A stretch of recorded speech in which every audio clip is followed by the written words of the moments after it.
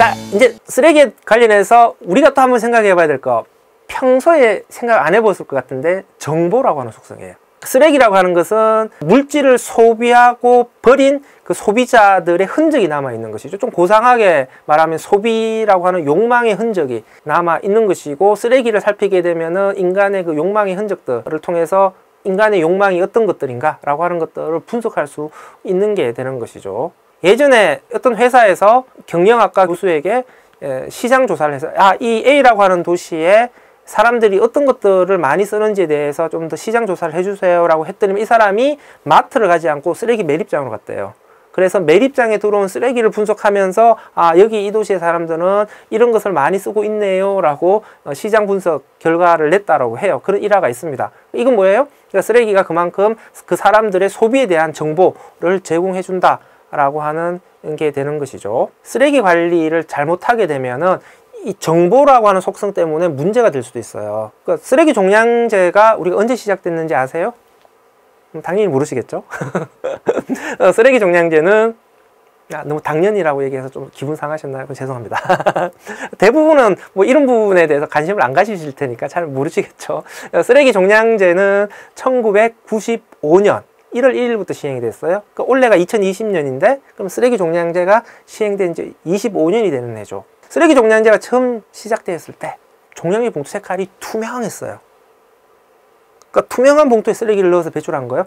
그러다 보니 남한테 우리가 보여주기 싫은 쓰레기도 많잖아요. 그러니까 사람들이 쓰레기를 어떻게 버렸냐면 까만 비닐봉투에 쓰레기를 넣은 다음에 또 넣었어요. 그러니까 종량제 봉투 안에 비닐이 막 2중 3중으로 들어가는 거예요. 그러니까 그것 때문에 또 문제가 된 거죠. 근데 사람들은 왜 그렇게 한 거예요? 쓰레기를 남들이 보이지 않게 하고 싶은 거죠. 왜 쓰레기가 가지고 있는 그 정보라고 하는 속성 때문인 거죠. 그래서 조금 지나면 종량제 봉투가 오늘날 우리가 보는 것처럼 조금 불투명한 색깔로 바뀌게 됩니다. 주기적으로 지자체들이 또 어떤 걸 고민하냐면 실명제라고 하는 것들을 고민을 해요. 종량제 봉투, 실명제 이런 것을 고민을 하는데, 종량제 봉투, 실명제라고 하는 것이 뭐냐면 종량제 봉투의 그 주소와 이름을 기재를 하게 하는 거예요. 쓰레기 종량제 봉투에 이름표를 달게 되면 사람들이 분리배출을 잘하게 할 거야. 막 재활용품을 종량제 봉투에 넣는 것을 적발도 잘할 수가 있으니까 분리배출 잘하게 할 거야. 막 이렇게 생각을 하는데 성공하겠어요? 이런 게 대부분 다 실패를 합니다. 그 주민들이 불편하다 뭐 이런 문제들도 있겠지만 저는 좀 본질적으로 이 쓰레기가 갖고 있는 이 정보의 문제 때문이다 라고 생각을 해요. 세상에는 우리가 상상할 수 있는 이상으로 많은 변태들이 있는 거잖아요. 우리 집 종량제 봉투를 뜯어보는 그런 변태 놈들이 없으리라는 보장이 없잖아요. 특히 여성들 입장에서 생각을 해봐요. 요즘 혼자 사는 여성들이 많아지고 있는데 그 여성들 같은 경우에는 스토킹 피해를 당할 수도 있는 거잖아요. 굉장히 위험할 수도 있는 거죠. 그래서 개인의 정보를 어떻게 보호해 줄 거냐 라고 하는 보안 조치가 없는 상황에서는 이 종량제 봉투 실명제라고 하는 것은 실패할 수밖에 없다 라고 하는 겁니다. 그래서 우리가 쓰레기 정책을 수립할 때는 이 쓰레기가 가지고 있는 이런 물질적인 속성들을 조금 더 깊게 이해할 필요가 있다가 되겠습니다.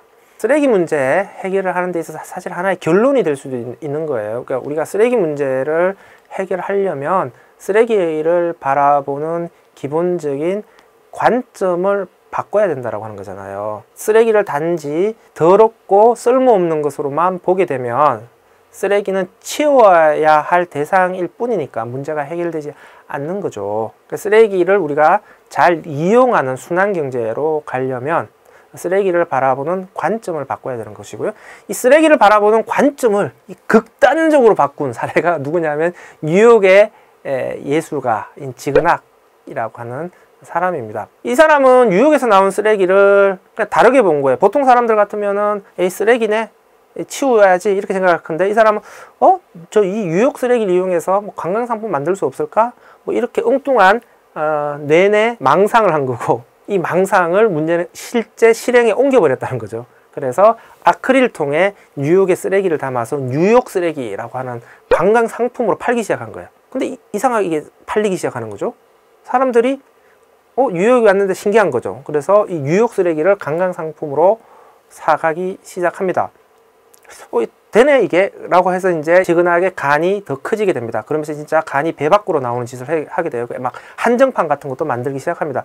오바마 대통령 취임식에서 나온 쓰레기 뭐 이런 것만 해가지고 한정판으로 해서 원래는 아크릴 통 하나에 쓰레기 하나 집어넣고 10,000원에 받는 것들을 오바마 대통령 취임식에서 나온 쓰레기라고 해서 이걸 막 10만 원에 팔아요. 완전히 뉴욕의 봉이 김선달 같은 짓을 한 건데 이게 또 완판이 돼버려요.